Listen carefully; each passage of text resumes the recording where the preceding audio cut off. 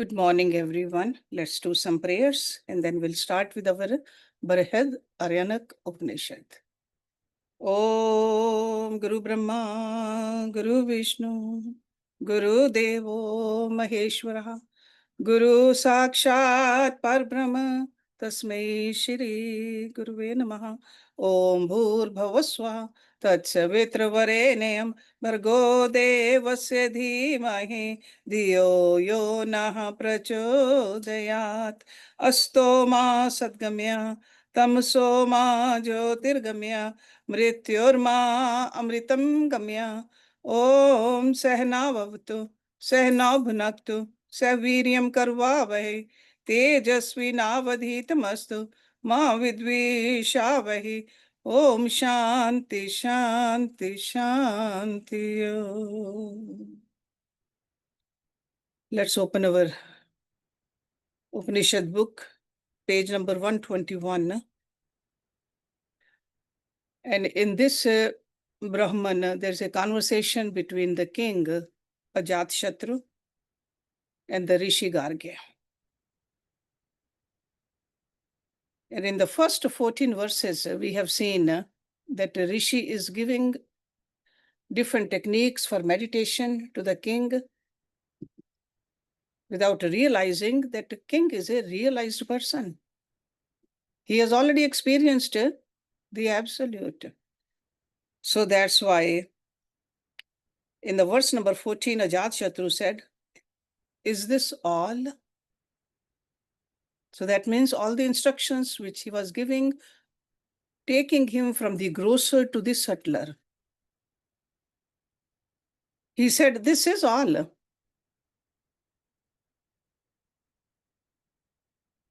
Brahm is not known by this much knowledge. And then Garge said, "Let me approach you as a student." So the teacher becomes a student now. Then let's see what happens in the next verse also and this next part of this great section.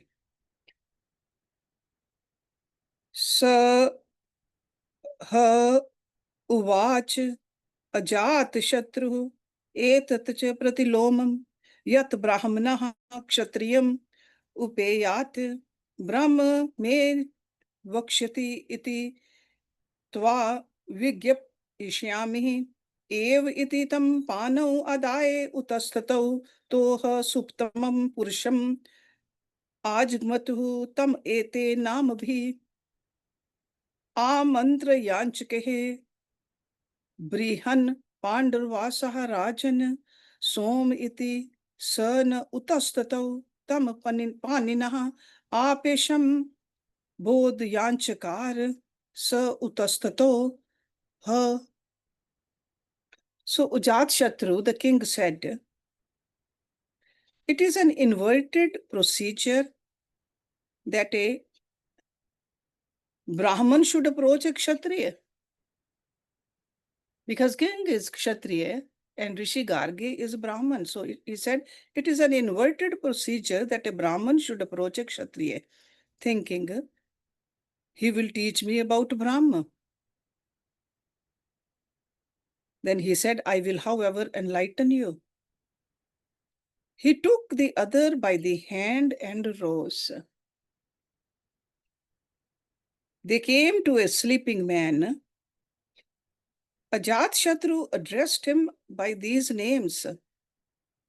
O great one, O white-robed one, O radiant one, O Som. The man did not get up. The king pushed him with his hand again and again and roused him. Then he got up. So that sleeping person.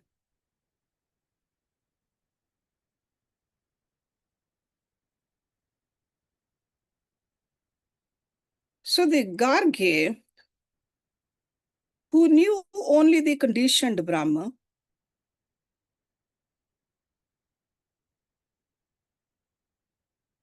he became a pupil or a student and he wanted to know the supreme instructions about the phase of Brahma, which he was unaware of. So intellectually he knew, but experientially he did not know.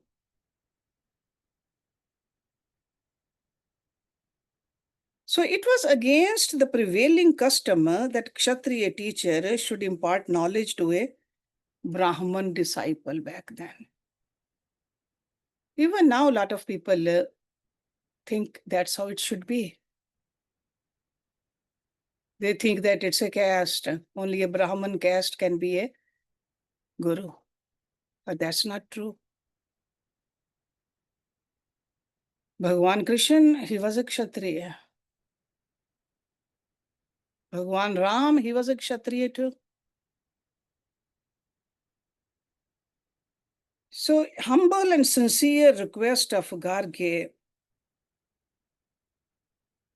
Listening to that, King Ajaat Shatru agreed to instruct him on the supreme Brahma, the unconditioned one. Because everything else is conditioned. Brahma is unconditioned.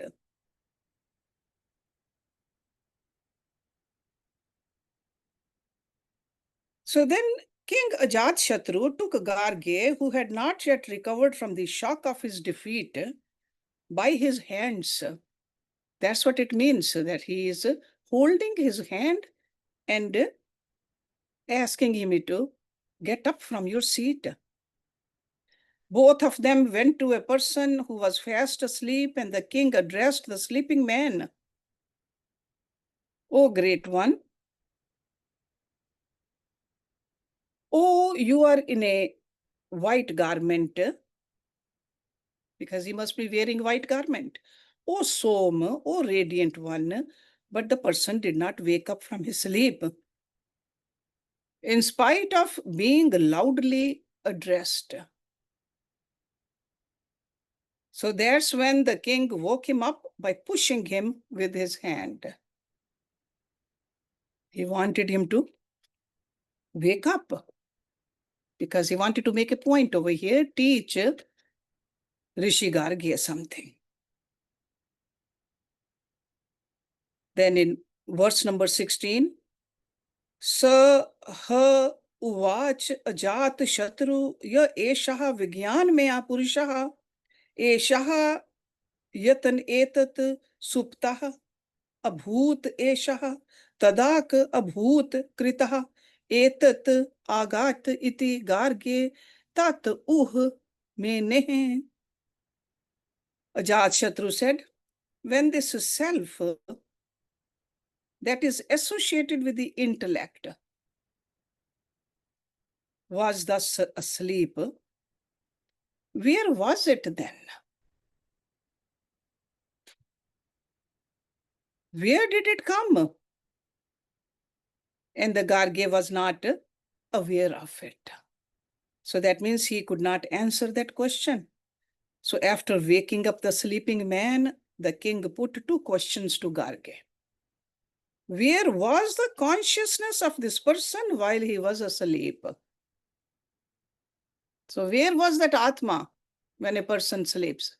Where does our Atma go when we are sleeping? And from where does this consciousness come back when he woke up? So these are the two questions in this short verse. And Garge did not know. That's why he could not give the answer. Seeing that Garge could not answer the question, Ajaat Shatru instructed him further. Garge, who posed earlier as a knower of Brahma, has become a disciple to the king. Because the king is a real knower of the supreme truth, even though he was so humble. And that's what happens. When you have experienced, you become humble. When you have just a theoretical knowledge, you are just arrogant that you know so much. So that's why this king is so humble. That's why at first he allowed Garge to teach him. Because Garge said, I'll teach you about Brahma. And he remained as a student.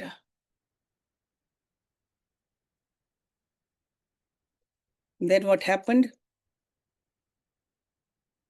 Verse number 17. Sah Ajaat Shatru Uvach Esha Vigyan me Apurusha Esha Yatra Etat Suptaha Abhut Tatesham Vigyanam Vigyanen Adaye Esha Ya Antaha Hride Akashaha Tasmin Shetehe Yadatani Grihvati Avha Purusha Swapitihi Etat Nam Tat Pranaha Grihita Ev Bhavatihi Vak Grihita Chakshu Grihitam Shrotram Grihitam Mana Grihitam. Ajaat Shatru said, when the self that is associated with the intellect is asleep, it withdraws by its specialized knowledge the functions of the organs and lies in the supreme self that is within the heart. When it withdraws the organs, it has the name of Swapiti. Then verily the nose is withdrawn, the organ of speech is withdrawn, the eye is withdrawn, the ear is withdrawn, and the mind is withdrawn. So that's what happens when we are sleeping.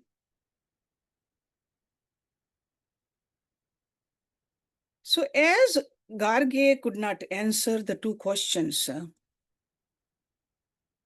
the king himself gave the answer. The ultimate unity is in the self who is creative, pervasive, supreme, and universal. When that man was asleep, the consciousness in him, together with the function of all the sense organs, was resting in that place, which is referred to as the space in the heart. And this heart is not a physical heart which we are familiar with. This is a philosophical heart. This space within the heart is the place wherein resides the consciousness during the time of deep sleep. And this is where it operates through the sense organs in the form of individual awareness when a person wakes up. The space in the heart where the consciousness dwells is the unitary background for all sense activities.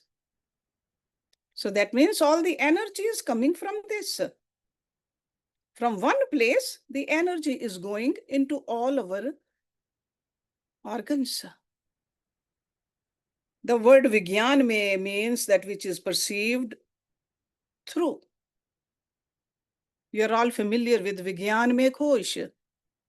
You remember those Panch Kosh, An mein kosh, Pran mein kosh, Mano mein kosh, Vigyan mein kosh, then Anand mein kosh. So this is the Vigyan mein he is talking about. The individual intellect and which perceives through the intellect. So the heart is identical with Brahma. So that's why I said it's not a physical organ which we normally call heart. The word hridayam is derived from Hridi Ayam. That is hridayam. So the different channels of consciousness spring forth from the center of the heart. And they are brought together when the consciousness withdraws its different and many different operations. It is almost like a spokes fastened to the hub of a wheel. When it's fixed in the center, it is like an eternal effulgent lamp from which unending rays arise and extend above and below and in all directions in manifold forms. It's almost like a sun rays. Where are they going? And how many are they? Can we count?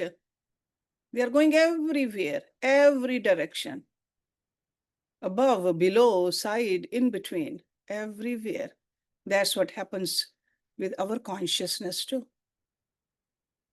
From the center of the heart, the rays of consciousness go through innumerable channels and manifest themselves through the sense organs as sense knowledge and objectify themselves in all names, forms, and actions. That's how we say that power to see, power to hear, power to touch, power to smell. Where is it coming from? From that center. He is the great, unborn, birthless soul. Who is this person? Consisting of knowledge among the senses. In the space within the heart lies the ruler of all, the Lord of all, the King of all. We'll see this in the 4th chapter, this verse again. Moreover, this consciousness which is in an individual is really cosmic and infinite by nature. Although sometimes it is said that the individual consciousness has its cosmic counterpart in the universal consciousness, but both are identical. We are saying the same thing. But if a person doubts about their identity, the seers of the Upanishads, they have declared that if those who doubt about this truth ask him who knows this identity, how do we search it?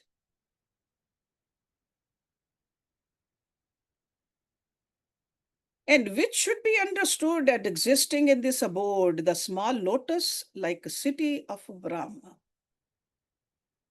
Small space within the knower of the truth.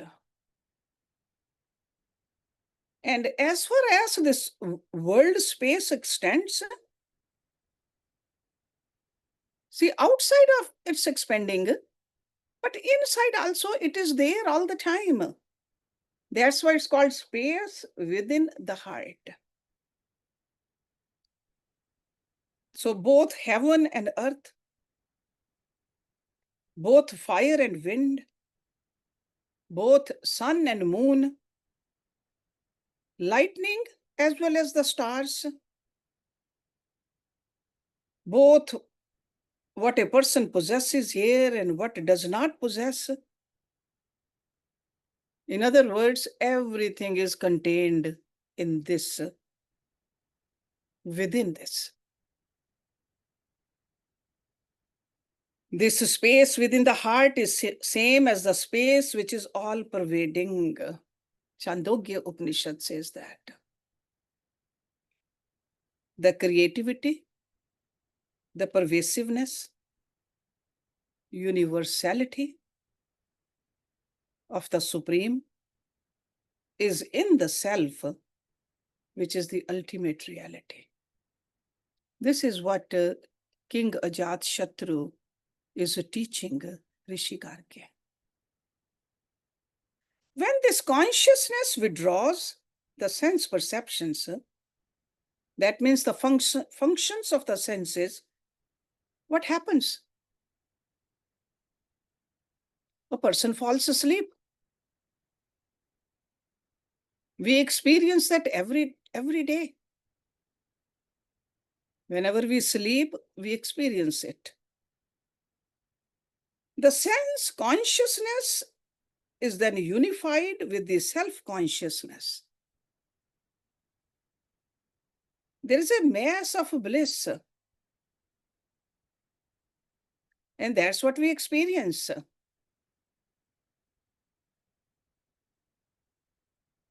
But eventually the organs of the speech, eye, ear, mind, and the rest are withdrawn to their source. So the answer to the first question is that during sleep, or I should say deep sleep, the individual consciousness of the sleeping person was unified with its source. So where was he? He was one with that.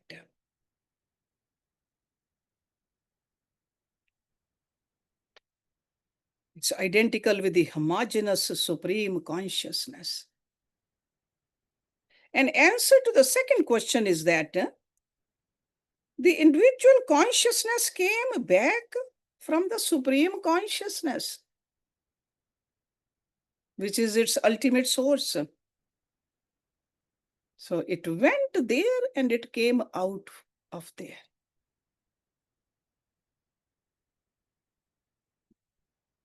Earlier we saw that Garge knew only the cosmic Pran, Hiranyagarbha, the conditioned Brahma. Even though this is also a beyond the ordinary human intellect. But for us as seekers to experience, we need to transcend this lower in order to grasp what the cosmic intellect is. We must transcend the Hiranyagarbha also, the universal counterpart. Only then we can reach the absolute, which transcends everything. Everything in all three planes, the physical, the subtle, and also the causal. Both in the individual and the universal aspect. So these three layers are at the individual level also, and in the universal level also. In deep sleep, as we all know, the individuality ceases. Deep sleep, sushupti, we don't know where we are. We don't know who we are in the deep sleep. So that's why I said the individuality ceases. The scriptures as well as the sages tell us that along with the individuality, its other aspect, the universality also ceases to be.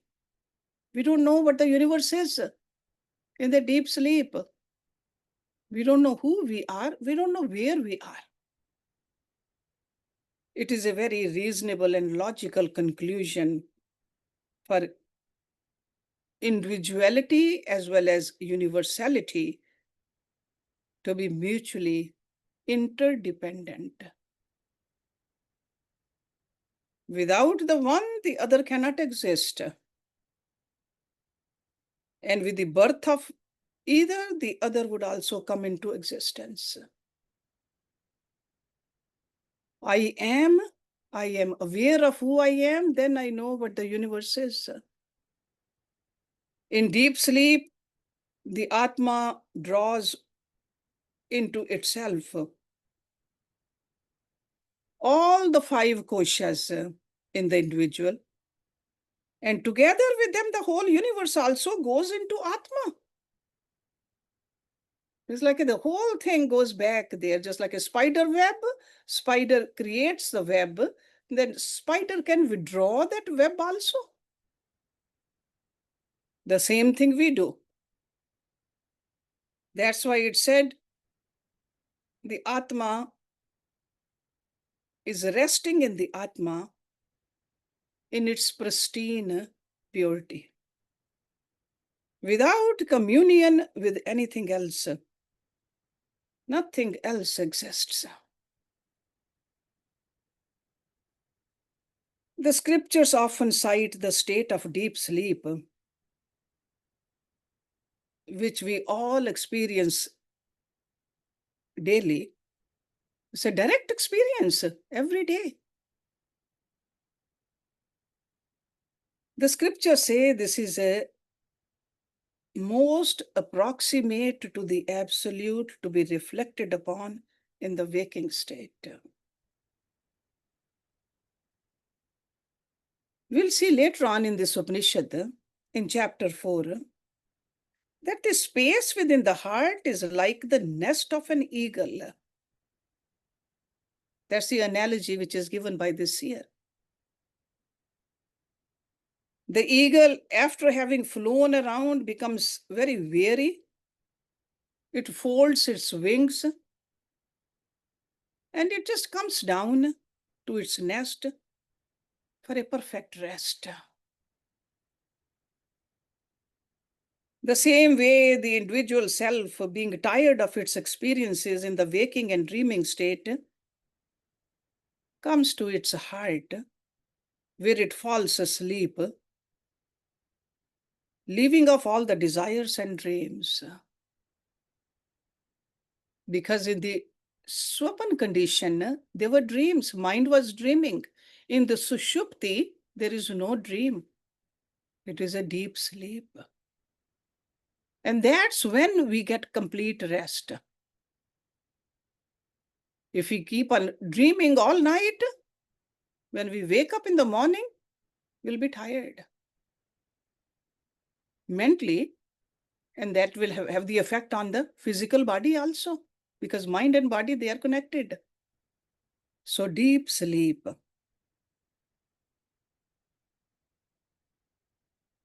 We will see an elaborate account of the state of dreamless deep sleep later on. But in this verse, he's talking about the withdrawal of the sense activities in deep sleep state and their unification in the ether of the heart, the space of the heart, the central consciousness in an individual. And now in the next verse, Ajaat Shatru proceeds to enumerate the individual experiences in the state of dream. So now the next verse, verse number 18. Let me see if we have time.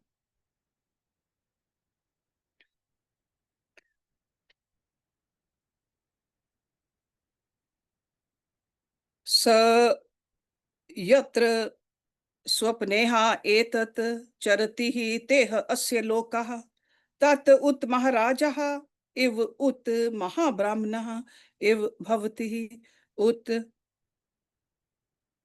उच्च आवचम निगच्छति इव सह महाराजा यथा जानपदान गृहीत्वा स्वे जनपदे यथा कामं परिवर्तेत एवं एव एषः प्राणान् गृहीत्वा स्वे शरीरे यथा कामं एतत् परिवर्तते. When the self stays in the dream state, these are the results of its past work. It then becomes either a great king, as it were, or a worldly Brahman, as it were, or reaches high and low states, as it were. As a great king may take his retinue of citizens and go about at will in his own kingdom, so does this self thus take the organs and go about at will in its own body.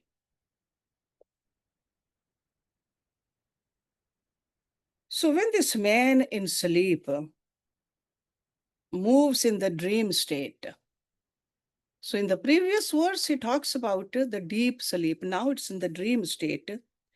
he takes along with him the subtle impression of the material of this world. So that means in the dream state, there's no object, but the subtle impressions are there. We can hear things, we can smell things. We can see people. Because the subtle impressions are in the eyes, in the nose. These are his mental creations and not those his gross senses actually perceived in the waking state.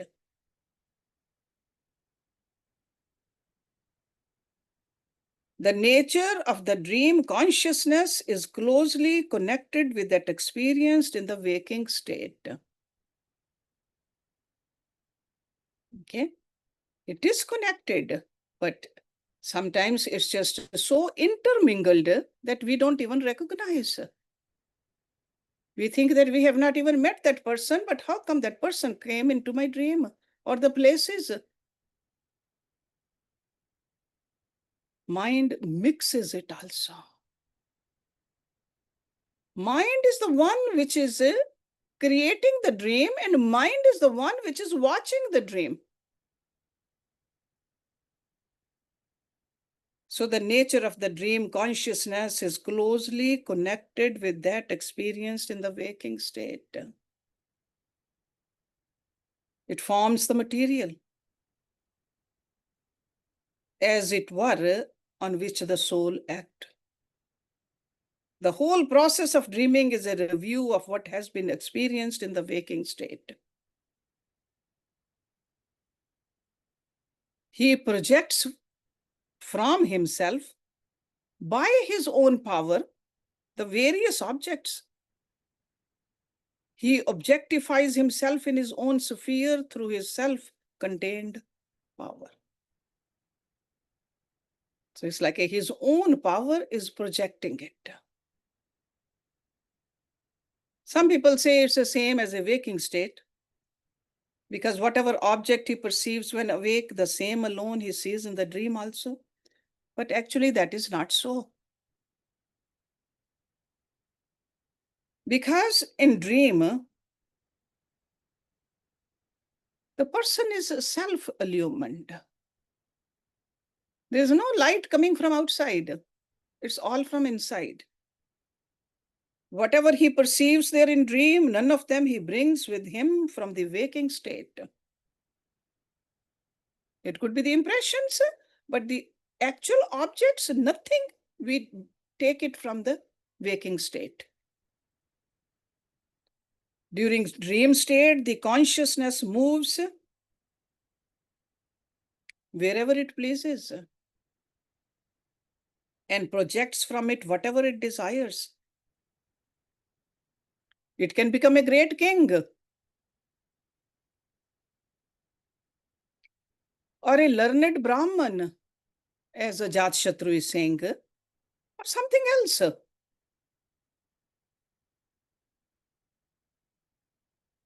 We can attain high and low states. We can see the chariots and the horses or the roads. We can project all that. Whatever object has been seen, heard, experienced in the waking state, he will see, hears, and experiences again in the dream state. That's why I said mind is the one, impressions are on the mind. Mind is the one who is dreaming.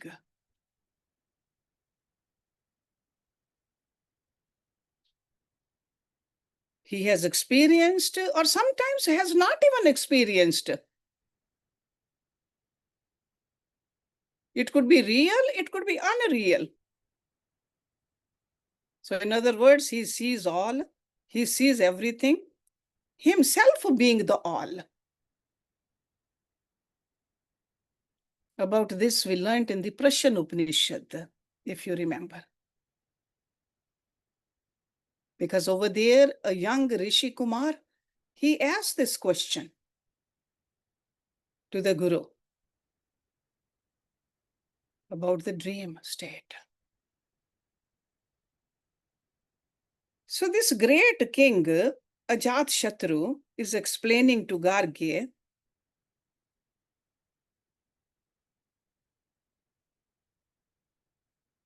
he says, just like I can gather all the citizens, move about in the city, but I can move about in my own dream also. I can withdraw all my sense organs. This is what I do. This is all of us do. From the objects experienced in the waking state, the vital forces which is inside this body, not outside, as subjective consciousness, and we enjoy pleasure and pain without having any connection with the objects during our dream state. That's why we say, I had good dreams, or I had horrible dreams. Pain and pleasure are felt.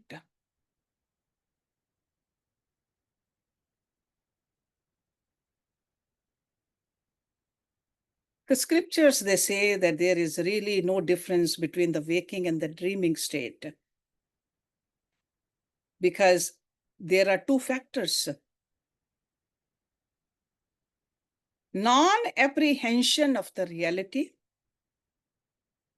and the misapprehension of this world phenomena.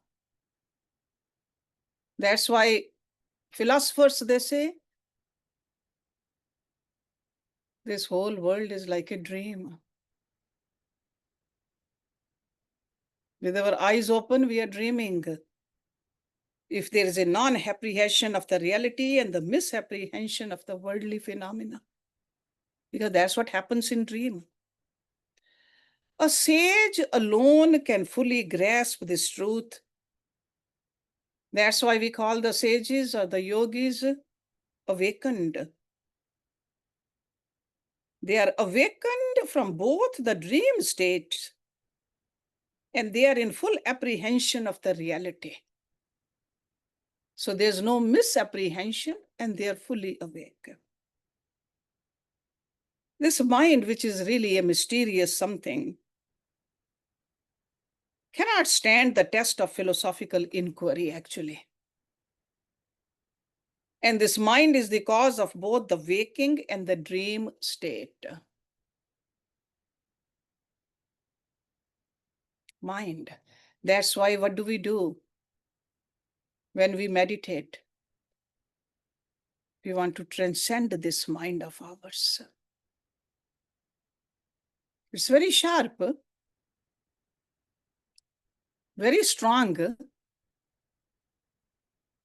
but at the same time, it's restless also. So to know the reality, to experience the reality, we need to transcend this mind. So mind is the cause of this misapprehension.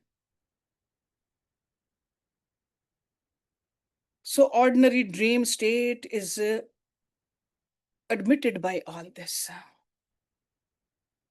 But when it is extended to the waking state, the ordinary mind finds it difficult to agree. The scriptures say that this mind is like a mirror, which does not shine by itself, but through borrowed light. That's why mind is also equated with moon. Moon doesn't have its own light. It's a borrowed light from the sun. So mind the same way.